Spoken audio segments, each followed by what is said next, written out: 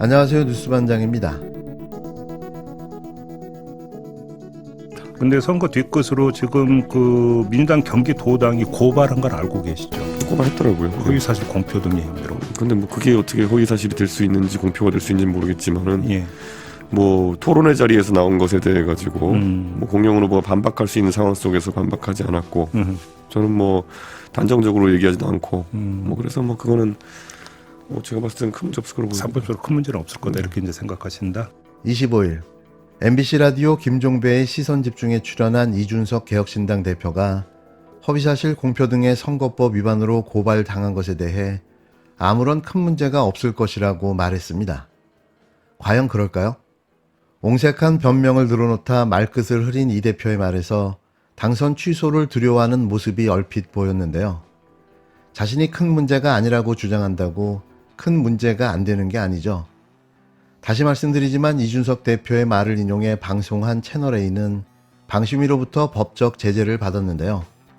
명백한 불법 행위로 본 거죠. 그런데 그 말에 출처가 된 이 대표의 발언이 당연히 문제가 돼야 맞는 건데요. 100% 허위사실 공표죄에 해당한다고 보여집니다. 물론 선관위와 경찰에서 정확한 유권 해석이 나와야겠지만 모든 법적 사실관계를 보더라도 명백한 불법 선거 행위로 보여지는데요. 한가롭게 큰 문제가 없다고 치부하기엔 아주 큰 문제로 보여집니다. 정말로 이철규 의원이 만약에 원내대표가 된다면 어떨 거라고 전망을 하십니까? 이철규 의원에 대한 평가가 부족한가요 지금? 이철규 의원에 대해서 정치권 안팎의 평가, 국민들의 평가는 이미 이루어졌거든요. 이른바 찐윤 그거 말씀하시는 건가요? 아니 저는 자질면만 계속 말씀드리고 있어요. 그래요? 네. 사실 이철규 의원이 윤핵관의 핵심이라고 하면서 해놓은 것들이 있지 않습니까? 그게 국민들이 만족스럽지 않기 때문에 총선에 심판한 건데 그걸 지금 또 굳이 한 번 더 찍어 먹어보겠다 그러면은 뭐 말리진 않겠습니다. 그럼 윤석열 대통령이 대국회 관계, 대야당 관계를 어떻게 설정하고 있는가라고 하는데 포커스를 맞춘 질문이거든요. 잠시 선거 끝나고 구피라니까 구피는 척하는 거지. 대세엔 큰 변화 없을 거다. 그렇다. 네, 지금 뭐 내심으로는 예. 뭐 지금 영수회담 하고 이렇게 해서 좀 시간 끌고 그다음에 지금 뭐 그 이화영 그 부지사 나오는 재판 예. 이런 결과 빨리 나와서 분위기 반전되기를 물떠놓고 빌고 있을 겁니다. 아, 네, 그러니까 그렇지 뭐 근본적으로 내가 뭐 이재명 대표랑 협치를 하겠다 이런 생각까지 가지는 않을 겁니다. 이날 이준석 대표는 영수회담과 관련해 윤석열 대통령은 내가 이재명 더불어민주당 대표랑 협치를 하겠다는 생각까지 가지 않을 것이라고 말했는데요. 그러면서 이 대표에게 윤석열 정부에 대해 굉장히 강하게 밀어붙이는 것이 옳을 것이라는 제언까지 했습니다.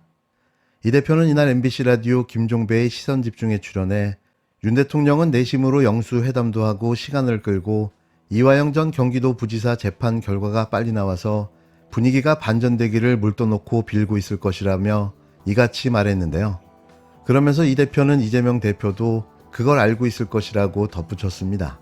다만 이 대표는 민주당이 주장하는 25만 원 지원금과 관련해 타협을 위해 최상병 특검 등 중요한 특검 문제에 소극적인 자세로 영수회담에 임한다면 이 대표가 법야권 내에서 리더십을 상실할 가능성이 있다고 지적했는데요. 또 그의 주특기인 편가르기, 갈라치기로 야권 내 이관계를 시작했습니다. 역시 사람은 재벌은 남못주고 고쳐쓸 수 없다는 생각을 다시 갖게 했는데요. 자신의 존재감을 어필하려는 그 뻔한 수작이 이제는 눈에다 보입니다.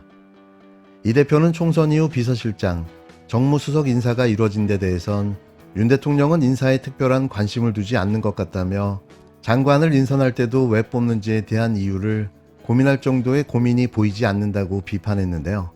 신임 정진석 비서실장에 대해선 시류에 잘 편승한다면서도 섣부른 판단을 하지 않겠다.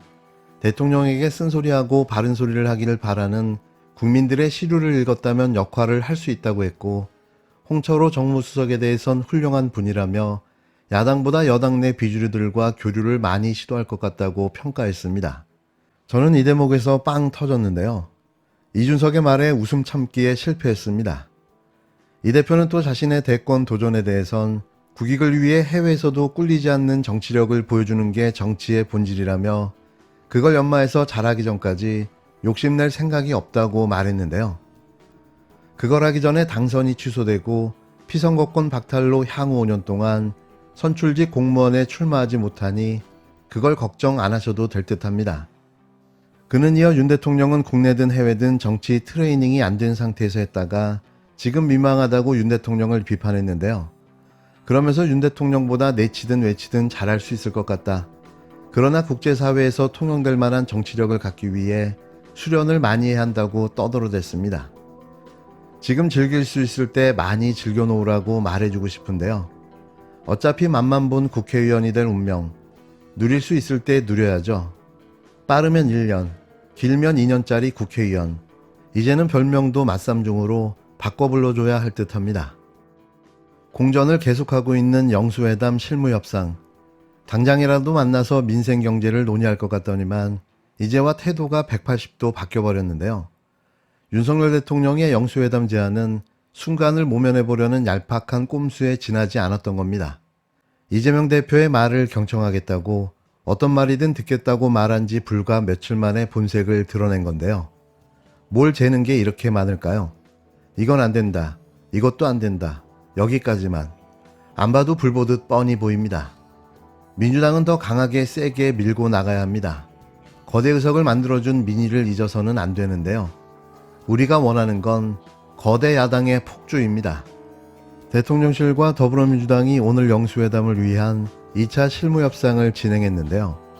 양측의 의제 조율이 늦어지면서 당초 이번 주로 예정됐던 영수회담은 결국 다음 주로 미뤄질 전망입니다.